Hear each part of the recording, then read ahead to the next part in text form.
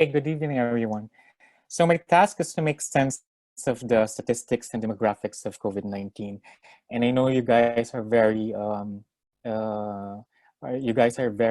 inundated by data, and I'm going to attempt to help you understand how to interpret all this data. So in this slide, it shows the organizations that typically would publish the data of COVID-19. So WHO, CDC, Johns Hopkins Coronavirus Resource Center.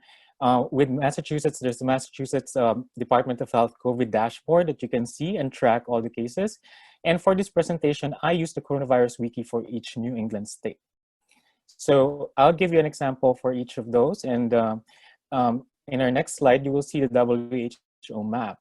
And in that map, it will show that there are different circles.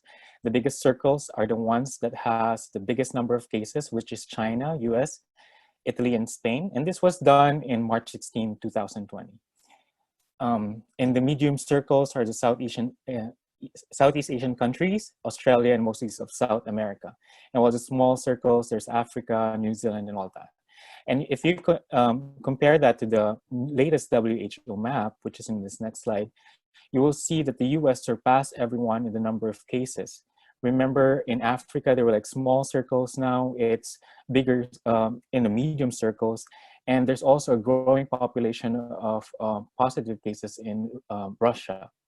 And this map of epidemiological map helps us to make public health policies in different countries. So let's look at the numbers. In this next slide, we would show that this is the numbers that we have worldwide in the US and the Philippine cases. So there's almost like 3 million cases as of now. I just updated the slides, and there's these are the current data. And if you look at the fatality rate, you could see that 5% is the fatality rate, and that's the published fatality rate, which of COVID-19. In the US, it's 5% as well, and in the Philippines, it's 6%. So that might represent something that the healthcare system in the Philippines have been overwhelmed by these cases. And in the recent study, though, because we've been testing a lot, and there's like asymptomatic cases. So the rumored fatality rate is actually lower, which is 0.7%. So because the denominator is bigger, there are more cases who are tested positive, but they don't have symptoms. Let's talk about pandemic strategies. So remember, you've heard this a lot of times, like flattening the curve. So in the left side, the curve, that's the curve when you don't have any isolation or lockdown in place. And so you see the steep climb of cases, new cases and cumulative cases.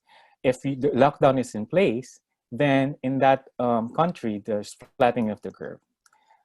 There's also another strategy called raising the line, which is practically just having more hospitals, more PPE, and that will just make the new cases, there's less fatality if the country would do that.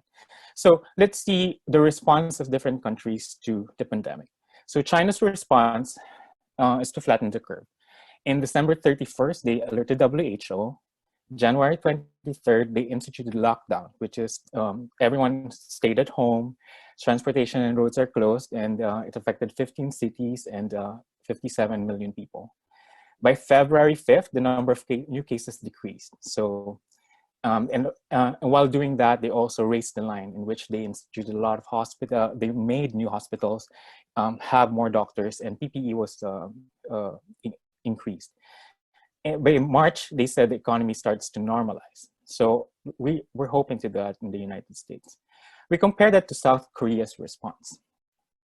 In South Korea, mass testing was the priority. Booths, roadside testing was done. There's 15,000 tests done per day. By March 20th, there's 317,000 people out of 51 million. That makes it 1 out of 162 people were tested. And also, they used contact tracing. They traced everyone who's positive, and those positive cases were isolated. So the sick individuals were isolated compared to a societal level of lockdown. So this made their economy prepared for the increase in cases, and the healthcare system is well prepared. Now let's look at the United States response. By March 20th, there's 135,000 tested, and at this time, it's 15 times less than South Korea. We tested 1 out of 2,000 individuals, and by January, in comparison to January 19 was the first confirmed case in the US, which is the same time as Korea. So, but you can argue that some of these tests did not include done by private companies, and the actual number of positive cases is not known. So the problem with the United States response is this absence of testing. There's also minimal enforcement of lockdown. It's only state-by-state effort, and not a lot of states enforce lockdown. There's also trouble in raising the line. You know, that's important response to the pandemic too. There's inadequate PPE, and what happens is that ill and quarantined nurses increased, and there was a lot of people got more infected. So short supply of ventilators is also a problem, and hospitals are overwhelmed.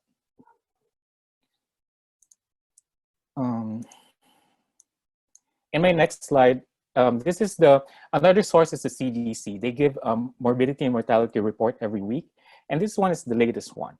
So I took the liberty to extract all the New England states in this report. So if you could see here, on the left side is the 6 New England states. The number of cases is on the columns, and the number of cases, the cumulative cases, and there's 2 timelines in here, and this is between 1 week, and you can see the increase in number in all the states. I want to highlight Massachusetts at this point, and the highest absolute number of cases is Massachusetts, followed by Connecticut and Rhode Island. In terms of density, Massachusetts and Rhode Island is almost the same. But if we look at the number of cases, it's much, much more higher in Massachusetts and Rhode Island. And I kind of wonder about that.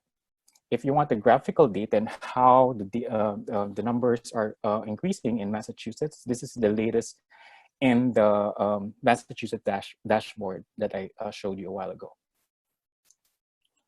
So I was curious about the timing of the lockdown, and I found that these are the dates of the first known case in each state and the lockdown policy.